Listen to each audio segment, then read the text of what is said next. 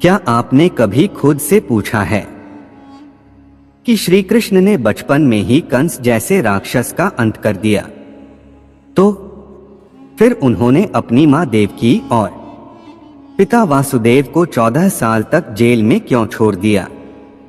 भगवान होकर भी अपने माता पिता को छुड़ाने में इतना समय क्यों लगा? क्या श्री कृष्ण ये नहीं कर सकते थे कि जैसे ही उन्होंने होश संभाला सीधे जाकर कंस का वध कर देते और माता पिता को मुक्त कर देते? क्या यह चूक थी?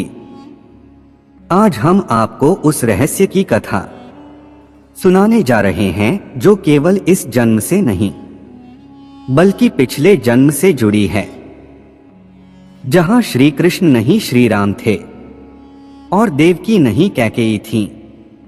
कंस का वध हो चुका था, चारों ओर जय जयकार हो रही थी, लेकिन श्री कृष्ण किसी और ही दिशा में चल पड़े। वे सीधे पहुंचे मथुरा के उस अंधकारमय कारागृह में, जहां वर्षों से वासुदेव और देवकी बंधन में पड़े थे। श्री कृष्ण ने अपने हाथों से उन जंजीरों को तोड़ा, माता पिता को बंधन मुक्त किया। देवकी के आंसू बह निकले।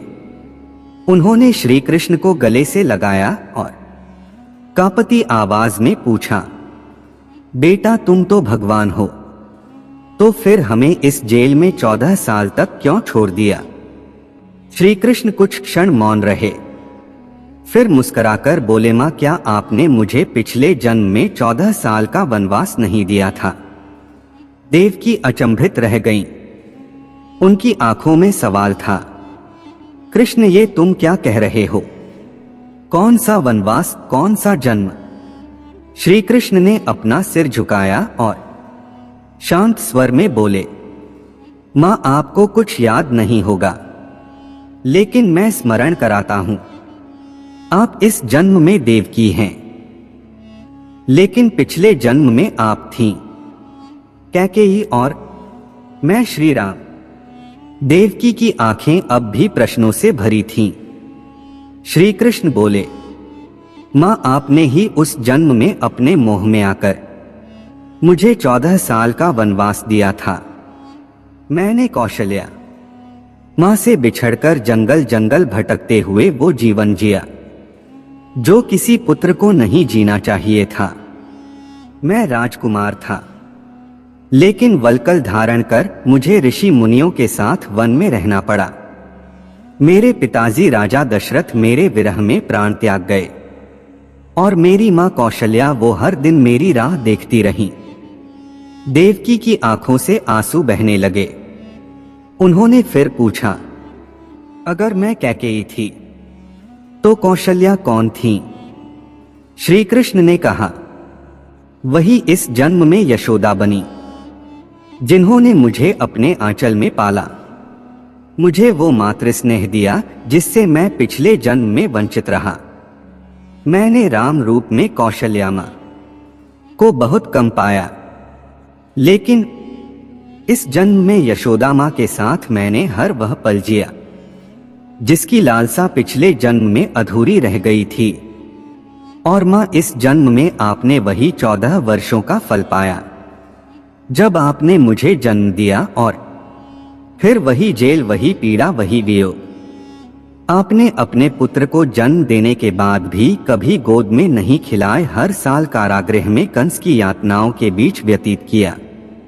मैं जानता था कि आप मेरी मां हैं, फिर भी मैं यशोदा के घर पला, क्योंकि यही कर्मों का न्याय है। मां, इस जगत में कोई भी आत्मा अपने कर्मों से नहीं बचती, यहां तक कि स्वयं भगवान भी नहीं। हर जन्म पिछले जन्मों का उत्तर है, और हर रिश्ता एक कहानी है जो समय के साथ बदलती तो है पर मिटती नहीं। मैंने अपने कर्मों का फल पिछले जन्म में भोगा और आपने इस जन्म में वही किया। लेकिन मां, अब जब कर्म पूर्ण हो गया है, मैं आया हूं आपको मुक्त करने। सिर्फ जेल से नहीं, बल्कि जन्म जन्मांतर के इसमें आप और मैं बंधे थे। देवकी का सिर श्री कृष्ण के चरणों में झुक गया। उन्होंने कहा, बेटा मुझे स्मरण नहीं था कि मैंने अपने ही पुत्र को वनवास दिया था। अब समझ आया कि जीवन कैसे कर्मों की गठरी है। श्री कृष्ण ने देवकी को उठाया और कहा, मां आप दोषी नहीं थीं, आप तो केवल माध्यम थीं। कर्म का चक्र हर किसी को चलना पड़ता है, यहां तक कि भगवान को भी। मैंने भी जीवन में मां के वियोग को सहा और आपने भी पुत्र के वियोग को, लेकिन अब ये वियोग समाप्त हुआ। अब केवल मुक्ति शेष है और यही है जीवन का अंतिम सत्य कि हर आत्मा को अपने कर्मों का भोग करना ही पड़ता है, चाहे वो राक्षस हो या राजा, भक्त हो या भगवान। तो मित्रों, यदि आप भी लड्डू गोपाल को सिर्फ एक मूर्ति नहीं बल्कि भगवान का साक्षात रूप मानते हैं, तो इस कथा को सच्चे हृदय से सुनिए और कमेंट में श्रद्धा से लिखिए, जय श्री कृष्णा। पूरा वीडियो देखने के लिए दिल की गहराई से शुक्रिया, धन्यवाद।